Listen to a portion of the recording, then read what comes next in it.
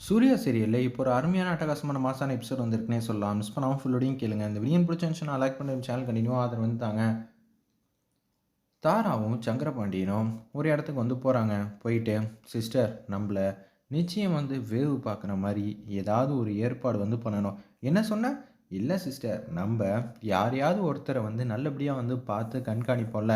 அதுக்கேத்த மாரியே ஒரு ஆள வந்து செட் பண்ணணும் அப்படின்னு சொல்றாங்க. இதெல்லாம் நடக்கிற காரியமான்னு தெரியல சிஸ்டர். இந்த வாட்டி நம்ம ஜெயிப்போமான்னு தெரியல. சும்மான்னு இரு. வரவங்க மிகப்பெரிய ஆளு அப்படின்னு சொல்லும்போது, சங்கரபாண்டி வந்து ஃபோன் அடிச்சு இருக்கறதுலயே வந்து யார் ரொம்பவே வந்து அதிக வின்னிங் பெர்சன்டேஜ் உள்ளவங்களோ, அவங்கள வந்து ஃபோன் அடிக்கிறாங்க. இது மாரி உங்களுக்குன்னு அப்பாயின்ட்மென்ட் குடுத்துருக்காங்க. என்ன ஏதுன்னு சொல்லுங்க. எங்க பாஸ் வந்து சின்ன விஷயத்துக்குலாம் வந்து தலையிட மாட்டாங்க அப்படின்னு சொன்னோனே, சரி, சரி நாங்களும் வந்து சந்திக்கிறோம்னு சொல்லிட்டு ஒரு பெரிய ரெஸ்டாரண்ட் இருக்கு. அங்க வந்து உட்கார்ந்துட்டு இருக்காங்க. சிஸ்டர் பில்டப்லாம் பார்த்தா ஹெவியா இருக்கு. 2, 3 பேர வந்து பார்த்துட்டு வந்துட்டோம். பார்த்தா இவரு பாஸ் இல்ல, இவரு பாஸ் இல்லங்கிற மாரி சொல்லிக்கிட்டே இருக்காங்க.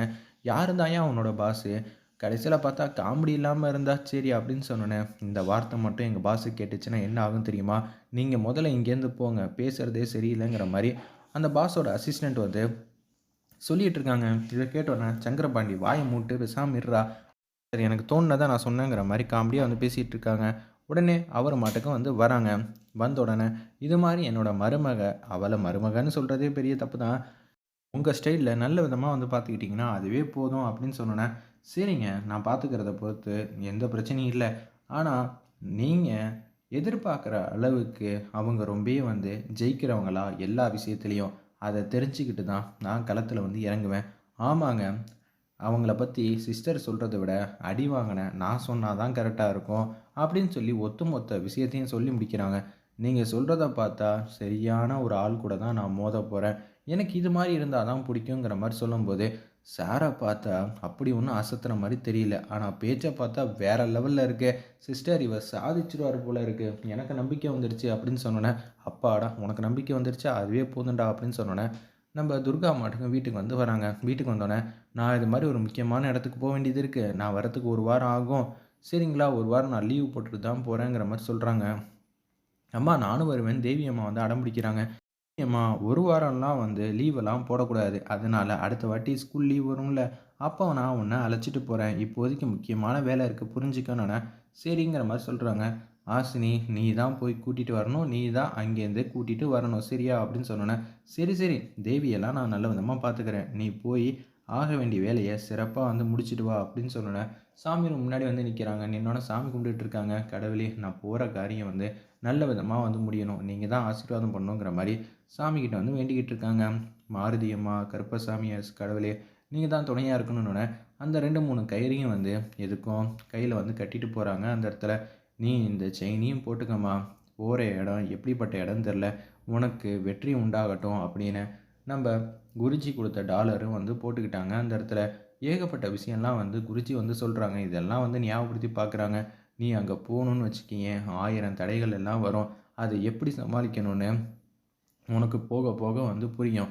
ஆனா உன்னால எடுக்க முடியும்னு நீ மட்டும் நம்பக்கூடாது. அம்மனும் நம்பணும். பார்த்துக்கம்மா. எல்லாரோட உதவி இருந்தா தான் உன்னால சாதிக்க முடியும்." அப்படின்னு சொன்னோனே, சரி ஃபர்ஸ்ட்டு நான் கொல்லிமலைக்கு போறேன். அதுக்கப்புறம் எதுவா இருந்தாலும் பார்த்துக்கலாம்னு சொல்லிட்டு, அப்படியே வந்து வீட்லேருந்து கிளம்ப ஆரம்பிச்சுட்டாங்க. அங்க போனா என்ன நடக்கும்? ஏது நடக்கும்னு தெரியல அப்படின்னு சொல்லிட்டு இருக்கிறப்ப, நீங்களும் கூடிய சீக்கிரம் வந்து கிளம்புங்க. கிளம்புனா தான் எல்லாம் கரெக்ட்டா இருக்கும். சரிங்க நான் போயிட்டு சொல்றேன்னு பார்த்தா, அடுத்த செகண்டே அவரும் அங்க போற மாரி தெரியுது. துர்காவோட ஃபோட்டோ இருக்குல்ல, "இருக்கு பாஸ். நல்ல விதமா வந்து பார்த்துக்கங்கடா." அப்படின்னு சொல்லி அந்த இடத்துல வந்து அந்த பாஸ் வந்து சொல்லிட்டு இருக்காரு. நம்ம துர்காவும் வந்து என்ன செய்ய போறோம்னு தெரியல. அவ்வளோ பெரிய இடத்துல நம்ம எப்படி அந்த மூக்குத்தி அம்மன வந்து தேடப் போறோம். அந்த மூக்குத்தி தான் நம்ம கிட்ட வரணும்னு நெனச்சா மட்டும் தான் வருங்கிற மாரி சொல்றாங்களே! இதெல்லாம் சாத்தியமா? இல்லையான்னு தெரியலன்னு சொல்லிட்டு, அப்படியே வந்து யோசிச்சுட்டு இருக்காங்க.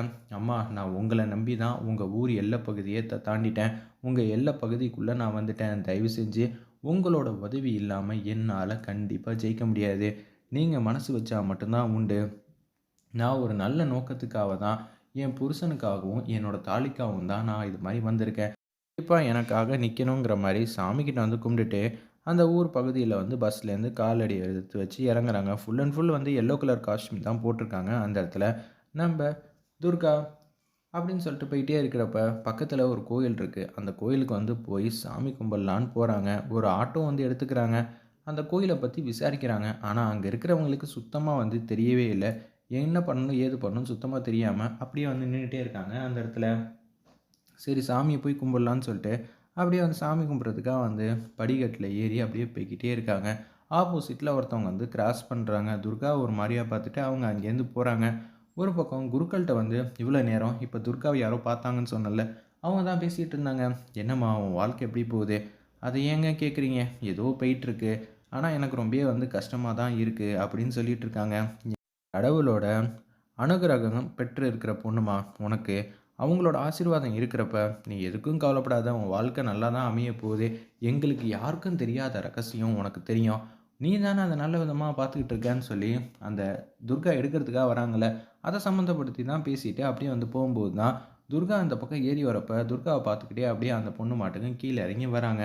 வேற லெவலில் ட்விஸ்ட்டாக இருந்துச்சுன்னே சொல்லலாம். இப்போ நம்ம துர்காவுக்கு எப்படி இந்த விஷயம்லாம் தெரிய போகுதுன்னு தான் அப்கமிங் எபிசோட் ட்விஸ்ட்டாக இருக்க போகுது.